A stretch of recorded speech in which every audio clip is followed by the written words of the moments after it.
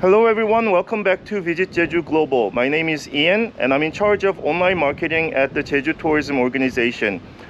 We've been producing videos on how to travel around Jeju Island, and for travel agencies looking for new attractions to add to their itineraries, or for those of you who are planning to come to Jeju in the near future, we're now going to introduce newly opened attractions in Jeju. Today I'm here at Arte Museum. This is a digital art gallery that opened just last year. At the moment, Arte Museum is one of the newest and most popular digital art galleries in Jeju. Before we start with the tour, here's some basic information about the location and other nearby tourist spots for your consideration. Arte Museum is located on the west side of the island. They remodeled an old warehouse into the exhibition space, so there's not much to see in the immediate area. But it's only 3 minutes from Pyeongwaro, which is a main freeway crossing the island from north to south, so you can add this museum to your itinerary when you're traveling from north to south and vice versa. It's 7 minutes from Saebyol Volcanic Cone, 5 minutes from 9.81 Park, 18 minutes from Hyupje Beach, 16 minutes from Handam Coastal Road, and 14 minutes from Jeju Sinha World and Osolok Tea Museum. Arte Museum Jeju is open from 10 a.m. to 8 p.m. and the last entry is at 7 p.m. Admission is 17,000 won for adults over 20 years old, 13,000 won for ages between 14 and 19, and 10,000 won for ages between 8 and 13. Children from 4 to 7 years old and seniors over 65 years old pay 8,000 won per person.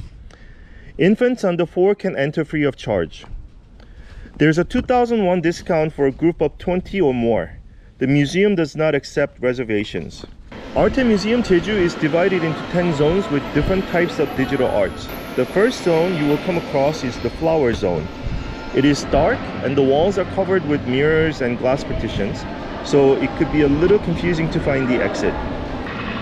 Once you leave the flower zone, you will encounter the waterfall and the jungle. In the waterfall space, they use light and sound to make you feel like you're actually close to a waterfall. You will spot animals like lions, elephants, giraffes in the jungle space. In the beach space, you can sit down on the floor and enjoy the sound of waves on the twinkling stars.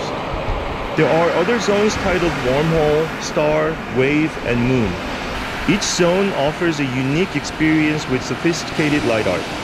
There are plenty of photo spots in the museum, so give yourself enough time to take some amazing photos. Even if you're traveling with children, you can relax and enjoy your time there. Your kids will love coloring various animal illustrations, which they can then scan and have projected on the jungle wall.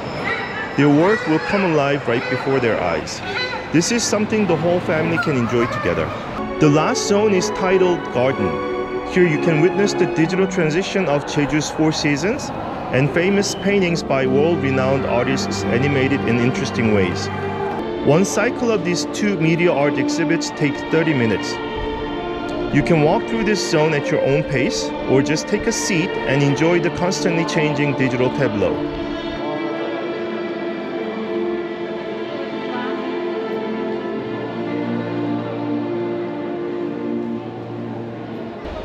Having enjoyed all 10 zones in the museum, you can enjoy a cup of tea at Arte Tea Bar before you leave.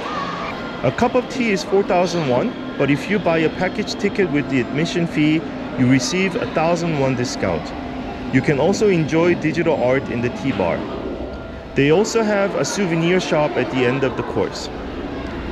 As I mentioned earlier, Arte Museum is one of the newest digital art galleries in Jeju. It is actually one of the island's most popular tourist attractions at the moment, so it can be crowded at times. Because it is an indoor attraction, the museum will limit the number of visitors per hour for social distancing reasons. I think it is best to visit early in the morning.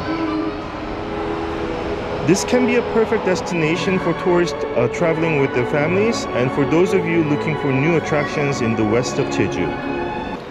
That's it for today. I hope you found this video helpful for your next trip to Jeju.